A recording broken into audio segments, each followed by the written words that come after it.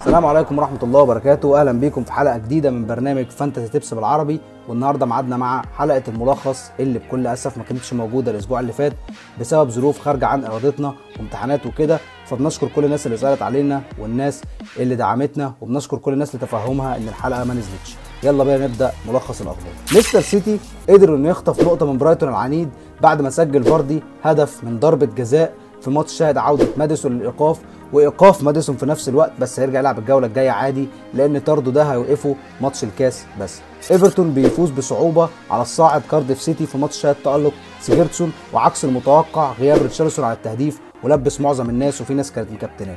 فولهام بقياده رانييري في اول ماتش ليه بيقدم اداء هجومي مقنع وفاز ب3 اهداف مقابل هدفين على ساوثهامبتون، مع عوده نجم الفريق متروفيتش للتالق مره اخرى واحرازه الكثير من النقط.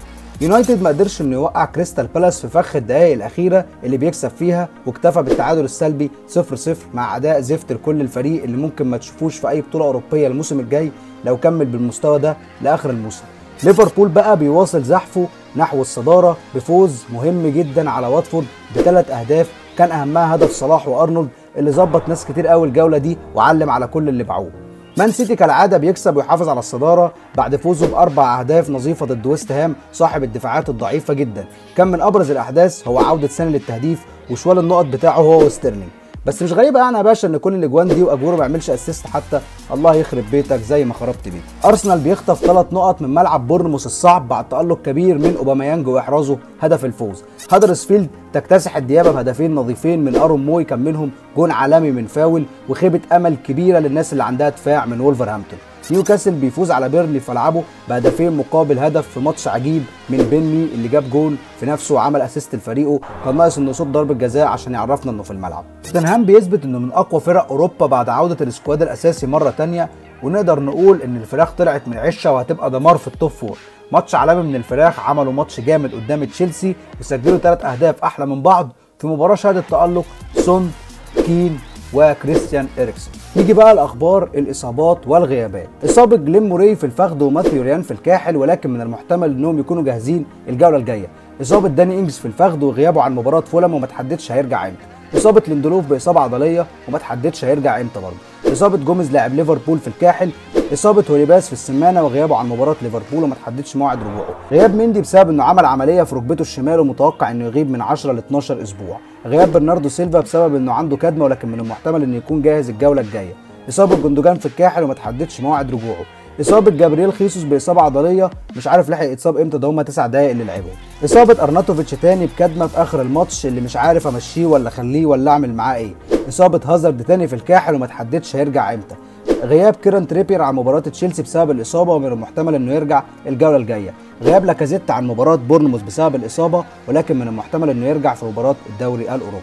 غياب ادم سميث ظهير بورنموث بسبب اصابه في الركبه ومن المتوقع انه يغيب 3 شهور.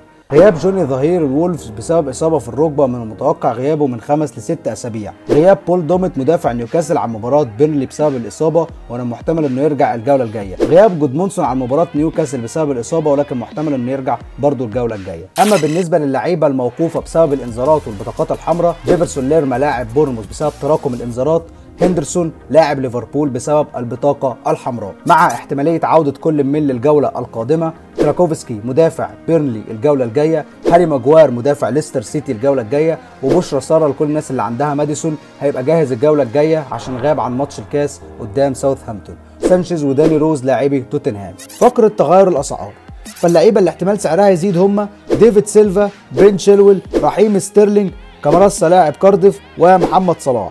وبالنسبه للعيبه اللي احتمال سعرها يقل هم الكسندر لاكازيت، تريبير، ستيفنز، مونريال، واحتمال حارس المرمى سبرولي. تشكيلتنا الجوله اللي فاتت جابت 36 نقطه، وللاسف بسبب انشغالنا بالامتحانات وكده فاحنا ما فتحناش الاكونت ولا عملنا اي تغيير، واصلا كنا سايبين الكابتن على ماني من الجوله اللي فاتت، وده لولا ستر ربنا. لو كنا سايبينها على اجويرو او هازارد كان زماننا اتشلوحنا.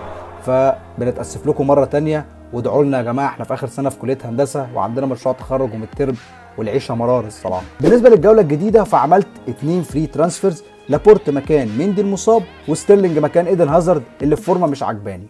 بصراحه لعيبه مانشستر سيتي او مانشستر سيتي عموما ما بتبطلش هجوم وما بتبطلش تجيب اجوان. انا عارف ان جوارديولا بيعمل روتيشن، ولكن كده كده انت لو عندك لعيبه من مانشستر سيتي سواء كان اجويرو، ستيرلينج، سانيه، محرز، انت كده كده ضامن انه هيجي عليه وقت وهيلعب وهيجيب اجوال، فاصبر عليه وخلي عندك حد على الدكه على مستوى عالي عشان لو ده ما لعبش اللعيب اللي على الدكه ده ينزل مكانه. ولكن لما بيلعب في الغالب مانشستر سيتي بتخلص الماتش 4 و5-0، فانت ضامن ان اللعيب ده بنسبه كبيره هيجيب لك جول. فرقتنا هتبقى في حراسه المرمى هينسي، قررت ان اديله فرصه بعد ما عمل اداء عالي قدام مانشستر يونايتد. وفي خط الدفاع الونسو هيلعب ماتش سهل قدام فولام، ولابورت ماتش سهل قدام بورنموث، ولوفرين بيتمنى كلين شيت قدام ايفرتون. في نص الملعب ستيرلينج اتكلمنا عنه، ريتشارلسون انا حاطه لان على الدكه مفيش بدلاء اقوياء ممكن انزلهم مكانه، وكمان بفترض الورست كيس لو ايفرتون سجلت جون في ليفربول فبنسبه كبيره هيبقى ريتشارلسون، فابقى على الاقل خدت نقط وما خسرتهاش. ساديو ماني واحد من نجوم ليفربول وان شاء الله مش هيخذلنا ويسجل الماتش الجاي في ايفرتون. ماديسون الايقاف بتاعه هيروح بسبب ان ليستر سيتي هتلعب ماتش في كاس كاراباو وهيبقى جاهز الماتش الجاي قدام واتفورد على ارضه. ويلسون مش هقدر ان انا اطلعه بسبب ان البدائل اللي على الدكه مش بنفس القوه، وهخليه في حاله ان بورنموث جالها ضربه جزاء وويلسون شاطها، فلو كلين شيت لابورت راح تبقى النقط راحت لويلسون ما راحتش لحد غريب. ارناتوفيتش هيلعب بره ارضه قدام نيوكاسل، ولكن ويست هام الجولات الجايه طريقهم اخضر بمعنى الكلمه، ماتشاتهم سهله جدا، فانا هأبقى على ارناتوفيتش كل الجولات دي، بس ربنا يستر وما يخزونيش ويتصاب. اجويرو خذلنا الجوله اللي فاتت ولكنه ان شاء الله ما يخذلناش الجوله دي، هو كابتننا للجوله دي، هيلعب على الارض قدام بورنموث، وزي ما قلنا سيتي ما تبطلش هجوم وان شاء الله اجويرو يسترجل وما يعملهاش معانا. والفايس طبعا هيبقى رحيم ستيرلينج. على الدكه هنسيب ريان وهوليباس وهيوز وبنت. متصدر الليج بقى هو مصطفى كتكوت ابو الليل جايب 68 نقطه وده ريكورد حلو جدا الجوله دي. عنده في الفرقه ارنولد ولابورت وديفيد سيلفا وصلاح مظبطينه، وكمان مكابتن اوباما يانج. ترتيبه كمان الخامس على مصر وال105 على العالم، فبصراحه احلى تحيه ليك يا مصطفى، كل التوفيق ليك. وعايزين نفكر الناس ان اللي هيكسب الليج بتاعنا ليه تيشيرت الفريق الفايز بالبريمير ليج. وبكده يا جماعه خلصت حلقتنا النهارده، يا ريت لو الحلقه عجبتك بقى ما تنساش تعمل لايك، سبسكرايب، دوس على الجرس عشان الحلقات توصل لك اول لما تنزل. واحنا موجودين على فيسبوك وتويتر وانستجرام، اللينكات موجوده في الديسكريبشن تحت. لو عندك اي استفسار في اي حاجه ممكن تكتبه لنا في الكومنتس او تبعت لنا على صفحه الفيسبوك، بنرد على الناس في اسرع وقت ممكن.